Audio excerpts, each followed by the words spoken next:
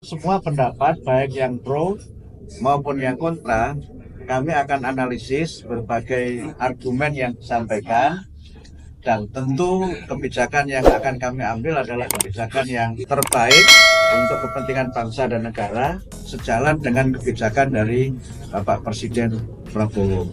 Soal ujian, apakah itu bernama ujian nasional ataukah bernama asesmen nasional ataukah dulu ada Eptanas, itu semuanya kan bagian dari alat ukur mutu pendidikan.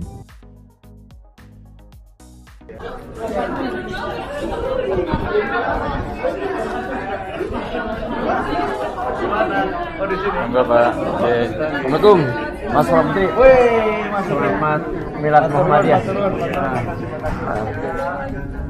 Ya, Mas Pro Menteri bisa langsung aja dari bawaan tadi itu tentang PPDB, zonasi, UN, terutama soal UN tadi dikatakan bahwa ada yang gerakan perlawanan tapi ada gerakan setuju. Termasuk para guru kebanyakan setuju UN dihidupkan lagi, mungkin dengan format yang seperti apa kira-kira Prof? Ya, yang pertama kami tegaskan bahwa sampai sekarang kementerian belum mengambil kebijakan apapun terkait dengan berbagai isu yang sekarang berkembang di masyarakat. Karena itu kami mohon kepada masyarakat untuk bersabar agar kami dapat mengambil kebijakan yang sebaik-baiknya dengan mendapatkan masukan dari berbagai kalangan. Sehingga kalau tadi saya menyinggung UN ada yang pro ada yang kontra, itu hal yang biasa. Tapi sekali lagi kami belum mengambil kebijakan. Mungkin kalau saya boleh pakai istilah yang agak populer itu semua masih sebatas omong-omong. Karena itu semua pendapat baik yang pro maupun yang kontra, kami akan analisis berbagai argumen yang disampaikan dan tentu kebijakan yang akan kami ambil adalah kebijakan yang terbaik untuk kepentingan bangsa dan negara.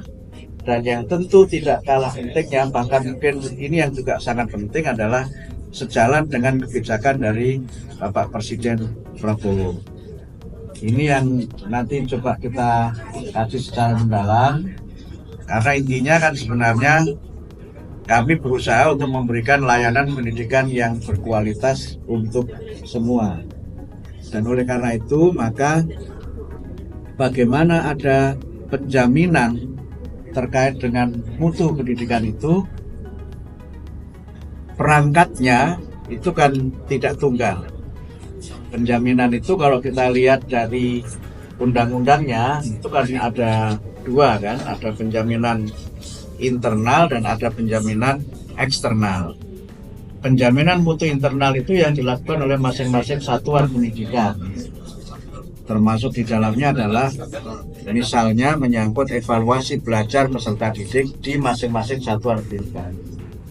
Nah, penjaminan eksternal itu penjaminan yang dilakukan oleh institusi-institusi penjaminan mutu. Misalnya akreditasi itu kan penjaminan mutu eksternal. Nah, soal ujian, apakah itu bernama ujian nasional ataukah bernama asesmen nasional ataukah dulu ada Eptanas, itu semuanya kan bagian dari alat ukur mutu pendidikan.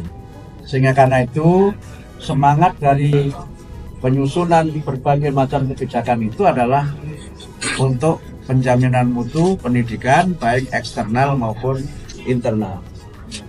Prof, soal anggaran kemarin kan rapat di DPR ya Prof, ini apakah Kemendikbudristek akan menambah anggaran yang dikasih?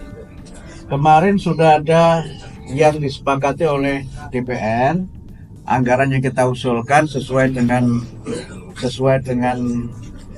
PABU sudah disetujui, tetapi kami memang masih mengusulkan dalam jumlah tertentu untuk bisa ada penambahan. Tapi yang penambahan itu tentu harus kita bicarakan lagi dengan Kementerian Keuangan dan juga nanti harus kita bicarakan lagi dengan DPR. Untuk penambahan anggarannya nanti untuk apa sih Mas? Oh, agak banyak ya, saya tidak hafal, tapi yang jelas memang itu berkaitan dengan peningkatan mutu pendidikan dan berbagai kebijakan yang bersifat afirmatif. Prof, sebentar lagi pilkada. Tadi kan Prof menyinggung bahwa guru kerap jadi ada jabatan politis, mungkin ada himbauan untuk Anda. Ya, kami menghimbau kepada para guru untuk konsisten dengan profesinya sebagai pendidik dan tanpa mengurangi hak mereka sebagai warga negara untuk menentukan dan berpartisipasi dalam pemilihan kepala daerah. Kami menghimbau agar guru-guru tetap netral dan tidak menjadikan satuan pendidikan atau lembaga-lembaga pendidikan sebagai arena atau ajang kampanye calon-calon tertentu. Ini penting agar satuan pendidikan itu tetap menjadi institusi pendidikan. Kalau di luar satuan pendidikan, silahkan para guru berpartisipasi dalam politik, menentukan hak pilihnya. Dan kalau saya boleh mengusulkan ya, guru-guru jangan golput. Walaupun golput itu tidak melanggar undang-undang, tetapi golput menurut saya sikap politik yang tidak banyak manfaatnya dalam konteks kita membangun partisipasi dan aspirasi politik. Mas Menteri, soal P3K tadi bagaimana? P3K tadi gimana? Kemungkinan Kami masih menunggu jawaban surat yang kami kirimkan kepada Presiden. Tapi aspirasi yang kami terima dari banyak sekali organisasi, baik organisasi profesi maupun ormas-ormas yang menyelenggarakan pendidikan, saya kira 100% ya, 100% yang swasta itu, apalagi Muhammadiyah ya. enggak, Muhammadiyah salah satunya, itu meminta supaya guru-guru P3K itu dapat ditugaskan di sekolah-sekolah swasta. Prof, satu lagi, ini kan sekarang guru berlomba-lomba untuk menjadi guru penggerak karena mereka dijadikan sebagai salah satu syarat untuk menjadi kepala sekolah. Tadi Prof disinggung bahwa menjadi kepala sekolah tidak bisa instan. Apakah ini syarat bahwa akan menjadi pertimbangan untuk kepala sekolah dari guru penggerak? Ya, banyak aspirasi dari masyarakat, juga dari para kepala-kepala dinas yang kami sempat bertemu untuk kepala sekolah itu dipilih atau diangkat dari mereka yang memang betul-betul punya kompetensi. Mereka mengikuti dan mengalami berbagai proses untuk menjadi kepala sekolah. Tapi sekali lagi ini belum menjadi kebijakan, tapi aspirasi yang kami terima dari banyak kepala dinas menghendaki agar guru-guru penggerak itu tidak otomatis menjadi kepala sekolah, karena aspirasi mereka kepala sekolah itu ya mereka yang memang memulai dan memiliki pengalaman serta penjenjangan untuk sampai dia menjadi kepala sekolah.